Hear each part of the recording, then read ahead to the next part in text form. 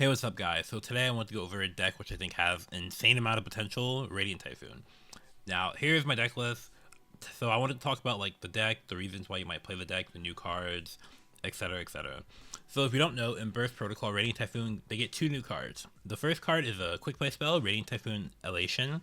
So it has the same effect of being able to reset itself if it's destroyed by MST, and then the effects are search MST or special summon a Radiant Typhoon from your graveyard. This card, while solid, is not anything groundbreaking. The really insane card is Radiant Typhoon Varuran, the Sea Spirit.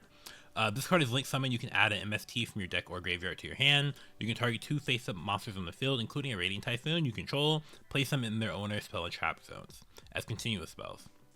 Then, if a quick play spell is activated, except during the damage step, you can place a Radiant Typhoon continuous trap from your deck or graveyard face up on your field. So this card is really, really good. And at first, when the card was first revealed, I thought the card was mid. I'm like, bro, adding MST really? But after testing the deck, I've been testing it versus meta too. I think the deck has a lot of potential, and this card is really, really good. So this is my Radiant Typhoon list.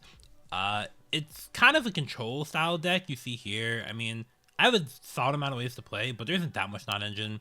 Like, it's like 3 Fluid, 3 Joel, 2 Ash, then like these quick plays. So it's like 14, 15 if you include Call By. It's like okay, but not like insane.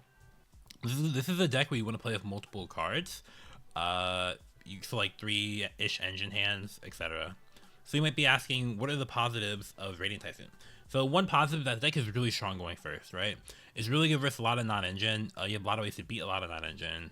Even like Joel, which the deck searches a lot, you have ways to put up a lot of disruption under Joel too by utilizing like Meghala, or like adding back your cards from the graveyard, because like Corsaea can add back your guys from the graveyard.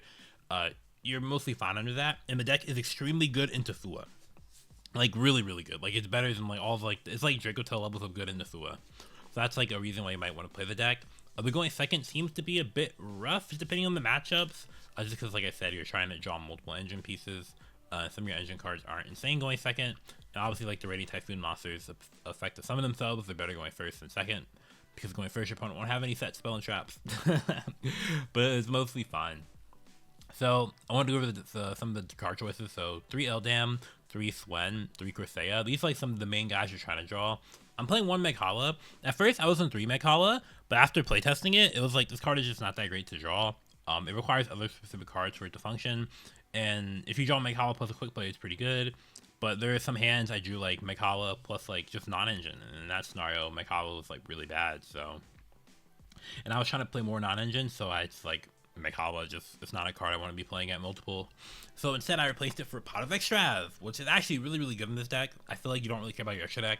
You only really care about the Link 2. And even if you banish all 3 of this card, your deck can still function. It's like Vanquish Soul prior, like at the Nationals format, right? It's really chill.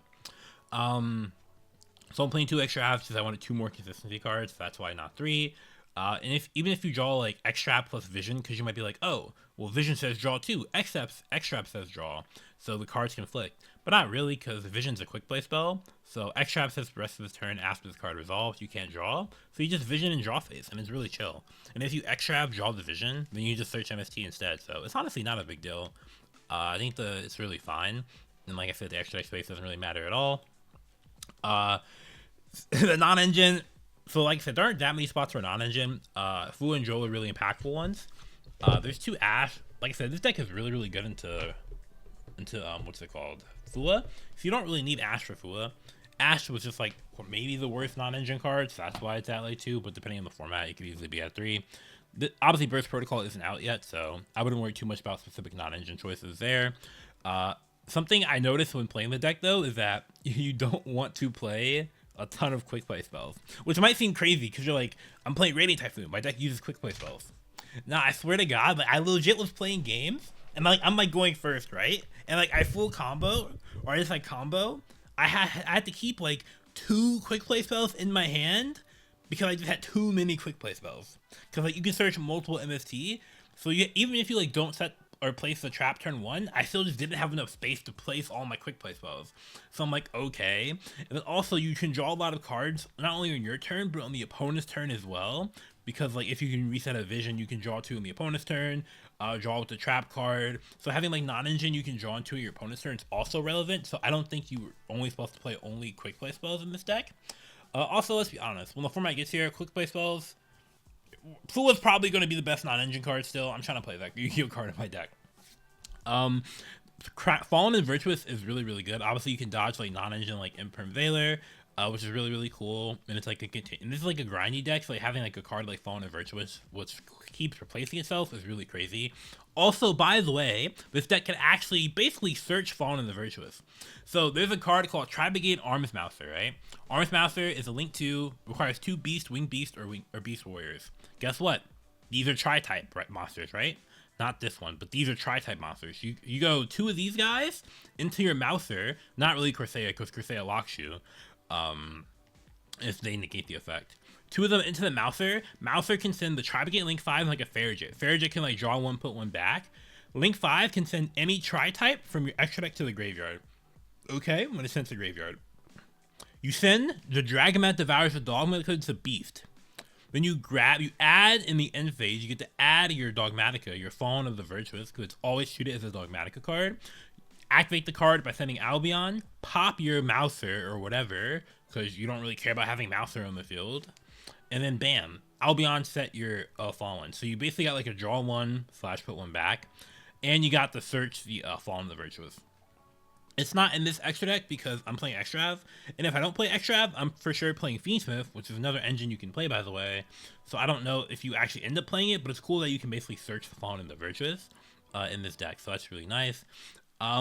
If now talking about Fiendsmith, if you do play Fiendsmith, you're only going to play 1 Engraver. Like I said, you really want to be drawing multiple Radiant Typhoon cards together, because the more Radiant Typhoon cards you draw together, the stronger they are. Because 1 Radiant Typhoon card, these are 1-card combos. Don't get me wrong, like Eldam is a 1-card combo. You know, you go Eldam, grab your Corsair, and then you normal summon the Corsair. So Eldam plays by itself, but your cards really shine when you're drawing them together in combination, especially going second, because these guys only summon themselves if you like have MST or that your opponent has no spells and traps. And they're going to have a spell and trap, so you're going to need MST. So you're going to need to be drawing them together. So you really only want the Engraver to like when you use turn 2 3s into the Djinn, the Mellow Melody, the Brass Djinn. If that's going to take some extra deck space, like I was saying, so you probably don't play this card, but I think having the option is really, really cute, right? And I accidentally hovered over this card. It's Harpy's Featherstorm. This card is absolutely broken. I mean, you guys know Featherstorm's cracked. I don't need to tell you guys. This card is insane. So the Corsair is a winged beast.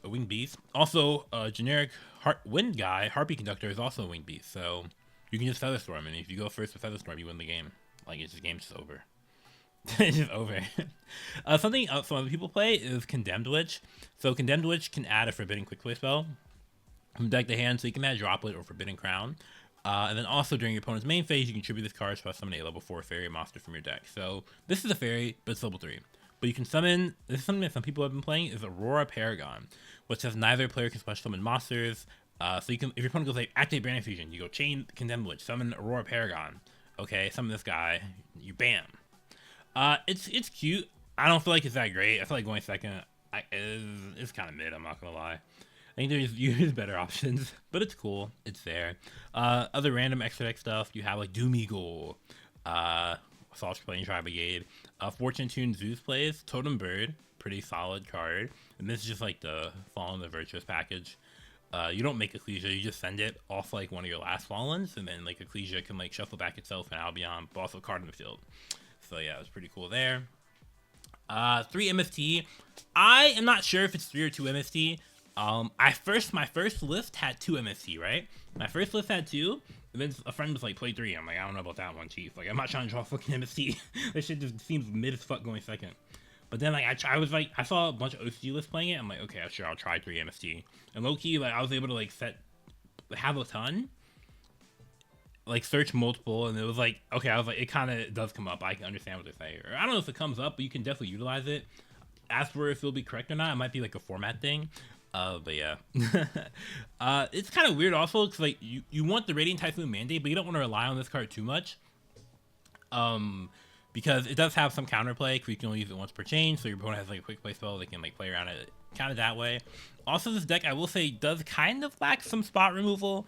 Like your disruption that removes bodies, you don't really have that. The only thing you have for that is the Radiant Typhoon Phoenix, which at first I was thinking maybe you don't play this card. I'm like, maybe you just cut the brick, right? You just cut a brick. It's not a terrible brick. It's like a T1 brick, but still, T1, T2. I was like, maybe you can cut it, but no, you need to play this card because your deck doesn't have any like removal. Like all your disruptions, like negates or like whatever. Like it's not like removal, right? So you want to have the option for removals. So yeah, you do play Phoenix. And then yeah, this deck is so fun. This deck, not only is this deck good, but it's just super fun, dude. Like, oh my god, like I'm having a blast playing it. I'm not gonna cap. Let me put this right here. Yeah, I'm having a blast playing this deck. I really recommend you guys try this out. I'm not gonna lie. Also, this card is crazy, by the way. The Twin Storms of Divine Thunder. When your opponent activates a card or effect while you control a wind monster, you special summon the card from your hand, then apply this effect. Monsters, return all face-up monsters in the field to the hand. Or spells and traps, return all spells and traps. Blah, blah, blah. This effect is fucking irrelevant. I'm not going to cap. Basically, what this card does is, let's say we have a wind monster in the field. My opponent uses a monster effect. I will chain this card. Actually, I'm just going to show you guys in Deck Constructor in solo mode, because this is easier. It's just easier to show you guys in Deck Constructor. Oh, shit. Oh, shit. Oh, this hand's crazy, too. We're, like, playing in draw phase, by the way. This hand, I'm just doing this. I'm not going to lie. I'm just adding MST, because I'm trying to play around Joel. Like, we're doing a chicken with Crocea effect. Like, to add MST, you could add Vision here if you really wanted. It might be like an L-Dam angle. You could do this if you really wanted to do. But not L-Dam. I didn't mean L-Dam. Okay, he would do this. Probably pitch that, right? Then here, you would do this. Okay. Types.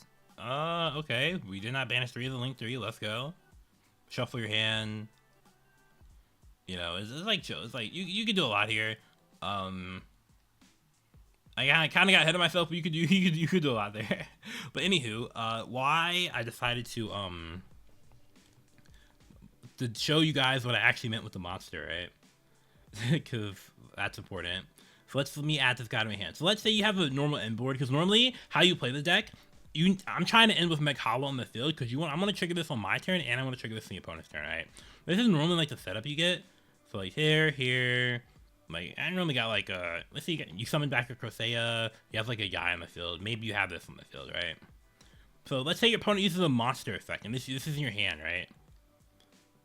Because this is a main deck focused deck. It's not an extra deck focused deck. Because like I said, you don't care about Thula. Sometimes you have like Totem Bird. So here you go. When your opponent uses a monster effect, let's say they go like, I don't know. You say you're playing against Yummy, right? Your opponent goes effect of Snatchy to summon, right? Or to place or something like that. I don't know. Let's say they do some effect. You just chain this, okay, summon it, and this is all one effect. Everything gets bounced to the hand, right? Everything gets bounced to the hand. So, and it's super hard for them to actually interact with because your effect is in the hand, and they can't like negate it on the field.